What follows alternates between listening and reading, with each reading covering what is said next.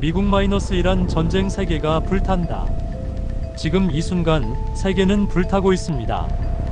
어제 새벽 미국의 폭탄이 이란 수도 테헤란 한복판을 강타했습니다. 충격적인 뉴스가 터졌습니다. 이란 최고 지도자 하메네이 사망했습니다. 37년간 이란을 철권 통치한 독재자가 사라졌습니다. 동시에 이란은 이스라엘과 두바이에 미사일을 퍼부었습니다. 두바이 국제공항이 폭격당해 전 노선이 중단됐습니다. 미국, 이란 전쟁으로 세계 경제와 한반도 미치는 영향에 대해 알아보겠습니다. 여러분, 지금 이 순간 세계는 불타고 있습니다. 어제 새벽 미국의 폭탄이 이란 수도 테헤란 한복판을 강타했습니다. 불기둥이 치솟고 건물이 무너졌으며 사람이 죽었습니다.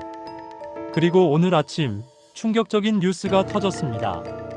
이란을 37년간 철권 통치한 86세의 독재자, 최고 지도자 알리 하메네이가 사망했습니다. 동시에 이란은 이스라엘, 사우디, 두바이, 쿠웨이트에 미사일을 퍼부었습니다. 두바이 국제공항이 폭격당해 에미레이트 항공이 전면 운항을 중단했습니다.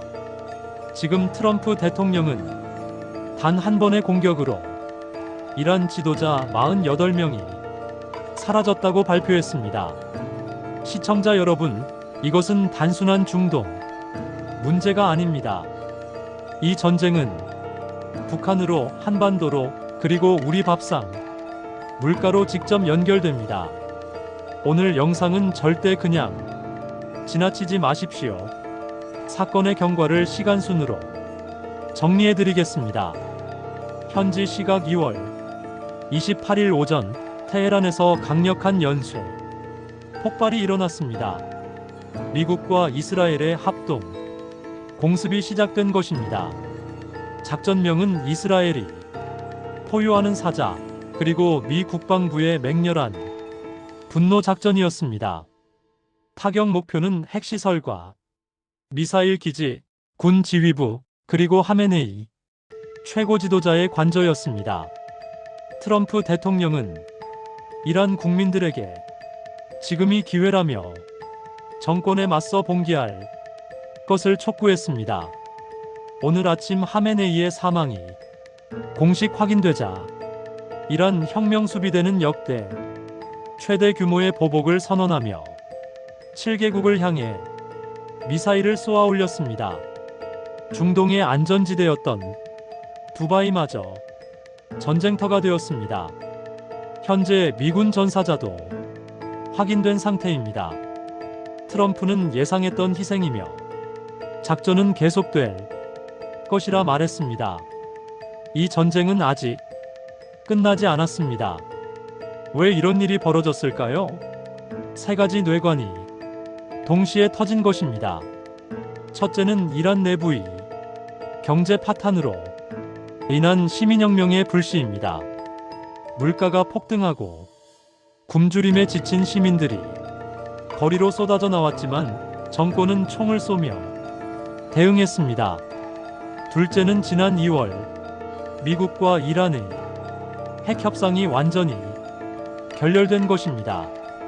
마지막으로 트럼프 대통령의 항공모함 집결과 강력한 경고가 허풍이 아니었음이 증명된 결과입니다. 이제 전 세계가 흔들리고 있습니다. 중국은 미국의 정권 교체 시도를 정면으로 비판하며 시진핑 주석이 직접 움직였습니다. 전문가들은 미국이 중동에 발이 묶인 동안 중국이 대만을 침공할 가능성을 우려하고 있습니다. 또한 전쟁의 공포로 금융시장에는 역대 최대 규모의 자금이 몰리고 있으며 두바이 공항 마비로 우리 교민들과 여행객들이 안전도 걱정되는 상황입니다. 가장 중요한 질문을 드리겠습니다. 미국이 이란을 쳤다면 다음은 북한일까요? 냉정하게 분석해보면 이란과 북한은 상황이 다릅니다. 이란은 핵 보유를 공식 부인해왔지만 북한은 이미 수소폭탄과 대륙간탄도미사일 보유를 증명했습니다.